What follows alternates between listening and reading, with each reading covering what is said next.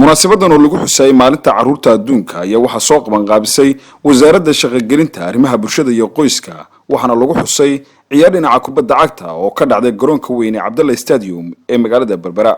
ka hor intii aanay ciyaartu bilaabmin ayaa halkaasi waxa hadal ka soo jeediyay mas'uuliyiin ay ka mid ahaayeen isuduwaha wasaaradda shaqo-gelinta arrimaha bulshada iyo qoyska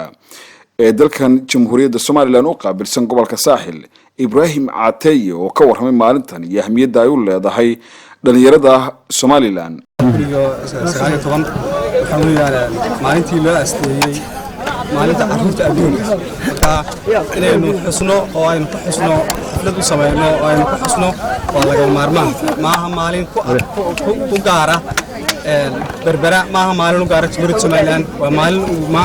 maanta adduunka oo dhan laga xusay weeye marka taasaynu dhaguna la wadaagaynaa halku dhiga loo qaatay waxa weeyaan u dhiga nuglow oo dhigayso ilmahaaga marka runtii waxa weeyaan farxad aynu la wadaagaynaa guud ahaan qaranka iyo guud ahaan quruumaha kale ee adduunyada ay waa maalin aynu la wadaagayno marka waxaynu halkan fariintan ka fariinaa waxay tahay waalidku inay maaragtay caruurta kula dadaalaan waxbarashada caafimaadka guud ahaan baahiyaadkooda oo dhan si ay u daryeeli lahaayeen ugana dhageysan lahaayeen maaragtay baahiyahooda ayaynu ku dadaalaynaa waxaynu u baahannahay inaynu maaragtay ubadkeena korno soo baritoole u noqdo mustaqbal wanaagsan oo noogu soo baxo marka aynu maanta ka shaqeyno berrina mustaqbal wanaagsan inoo soo baxaya laakiin haddaynan maanta ka shaqeynin berri mustaqbal fiican inoo soo baxayo ubad la barbaariyay oo la tartami kara adduunyada inay soo baxaan haddii maanta caruurteena ay qiyaadana mustaqbalkeenu noqon doonaa inay noqon tahay bulsho aqoon-yahankeeda iyo mustaqbalkeedu meelbi dowladda Soomaaliland iyo waalidiinta iyo qoysaska iyo bulshada waxay u baahan inay caruurta iska taagaan inay diyaaraan goobaha ciyaaraha inay siiyaan adeegyada asaasiga inay tacadiyada ka ilaaliyaan in la yareeyo garaacista caruurta ee iskuulada in la yareeyo garaacista waalidka xaafadaha in la dareemo baahida caruurta maanta taagan inay ku duwan baahiyaha caruurta ولاً شنو إنه بنفهم على سادرات وحكرتنا إن دولة السياسة وناسن أيوة من دانتو ميزانية دنا لو كل دولة كل يوم لبعتن كان عشان نقصد وين يسدوا سعر الدنيا يعني.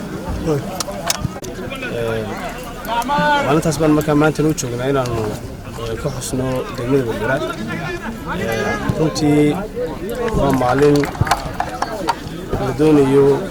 إني عروتها من البلد كنا نريد هنقول وقت صاحبه لا دران القرآن عرضت كلا يكون الدنيا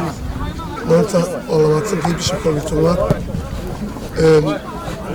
وما بدون كون الوستي ما أنت عرضت الدنيا والله ما هي والدك وهو نفسه إن عرضت وح كتير اللي قد جيستو إن عرضت الصوت تاجو waayo caruurtu baahiyo badan oo inaku aanay nooleyn oo noloshooda wax ka tarayayeen xagga waxbarashada xagga horumarka xagga ciyaaraha xagga dhawrba marka waxaan leenahay wax wanaagsan waalidku caruurta fursadaha siiyo uu ku dhageysto aad iyo aad baa mahadsantiin waxaan ku soo dhaweynayay maanta waxaan ka xuseynaa degmada Berbera